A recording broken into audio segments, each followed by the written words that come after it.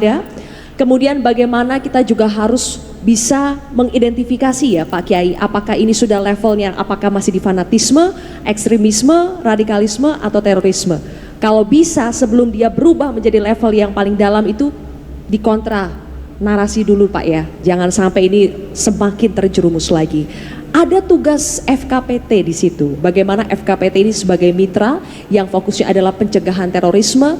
Pak Syamsul di sini menghadapi berbagai mutasi Pak. Kalau ibarat virus ini bermutasi. Tadi levelnya juga bisa bermutasi dari mungkin hanya fanatis, ekstremis, radikal, kemudian bisa menjelma menjadi terorisme. Peran FKPT yang sudah dilakukan sepanjang 2022 untuk menangkal mutasi tersebut apa Pak Syamsul? Assalamualaikum warahmatullahi wabarakatuh. Yang terhormat Bapak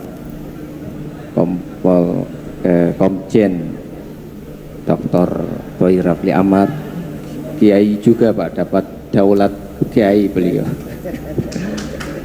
Kepala Taman Al-Mukarram, Sohibul Fadilah wal Karomah, Romo Kiai Said Adil Sirot, Kiai saya juga, dan Duta Damai dan Bu Moderator. Memang akhir-akhir ini terjadi metamorfosis gerakan radikal yang terjadi sebuah metamorfosis secara masif, dan FKPT memang selalu menekankan pentingnya rasionalisasi pendekatan. Dan selama ini sebagai mitra strategis BNPT kita memang senantiasa melakukan kerja-kerja cerdas berbasis riset di lapangan dan libaksila ilmi, dan inilah menjadi suatu cara strategi untuk mengkanter mereka. Kalau gerakan-gerakan mereka pertama adalah reduksi kebudayaan dan mematikan nalar kritis di kalangan masyarakat, dan inilah menjadi satu pintu kita ini memang mudah untuk dirobek-robek persatuan dan kesatuannya. Dianggap Indonesia ini ya kalah dengan orang lain, TNI Polri kita ini tidak melakukan apa-apa, BNPT tidak melakukan apa-apa, maka disinilah pentingnya rasionalisasi pendekatan. Kita rangkul mahasiswa, kita rangkul pemuda untuk kita menjadi apa, menciptakan namanya academic environment yang mengedepankan kepada validitas data dan fakta. Jangan mau dijungkir balikkan sebuah tatanan masyarakat dengan data-data hoax. Yang ini memang strategi ampuh mereka untuk kita ini berperang satu sama lain.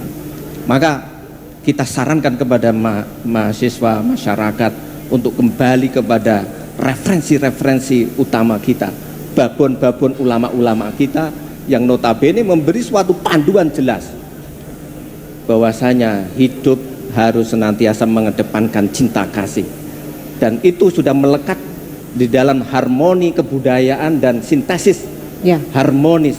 Maka Klipket sudah menyatakan ada sintesis kritis harmonis di dalam masyarakat kita ini, dan itu menjadi simpul-simpul kebudayaan dan selamanya akan mengikat. Maka sebetulnya kalau kita tidak mau ya keluar daripada karakter positif, watak-watak yang ditinggalkan daripada leluhur-leluhur kita itu, ya kembali kepada referensi-referensi yang benar, mengaji kepada guru-guru yang benar, kiai-kiai yang benar. Maka sekelas Prof. Yai Ahmad, Prof. Yai kita ini, Prof. Said Agil Sirot itu kan dibully habis-habisan. Nah, ini adalah suatu cara pandang mereka ini kurang mampu untuk membaca literasi secara baik. Maka kita kembalikan mereka itu kembali kepada kiai kita, ya, ulama-ulama kita. Oke. Kalau pendekatannya adalah berbasis data, fakta, kemudian kembali pada referensi-referensi yang benar ya Pak Syamsul, apakah mereka yang sudah, bahasa saya itu, terserang rasionalitasnya, itu masih efektif dengan cara seperti itu Pak? Justru ini memberikan suatu cara pandang thorikoh yang lebih mengutamakan kepada akhlak, ya, lebih mengutamakan syahwat dan nafsu kepentingan. Ya makanya takdimus syahwat ini harus direduksi ataupun dipenetrasi menggunakan takdimun nas wal akal. Nah, makanya pendekatan-pendekatan ini nampaknya dalam masyarakat sekarang malah justru naik ya, melalui suatu kesadaran dan mencari jati dirinya bahwasanya mereka harus bersama-sama karena memiliki suatu referensi utama untuk kebaikan-kebaikan itu.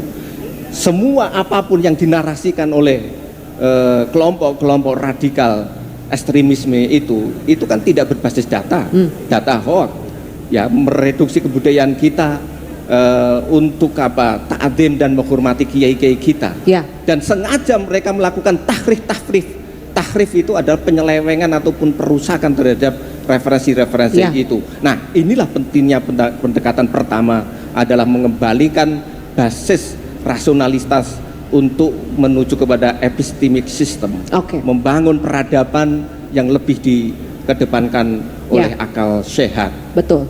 Jadi yang menyimpang seperti ini Pak, kelompok seperti ini, mereka itu nyaring sekali bunyinya, terutama di sosial media.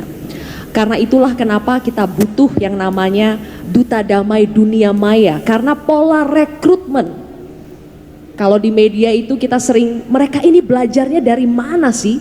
Ternyata belajar bikin bom itu dari internet, dari Telegram. Justru kita harus berperangan, kita ternyata bukan di dunia nyata saja, tapi juga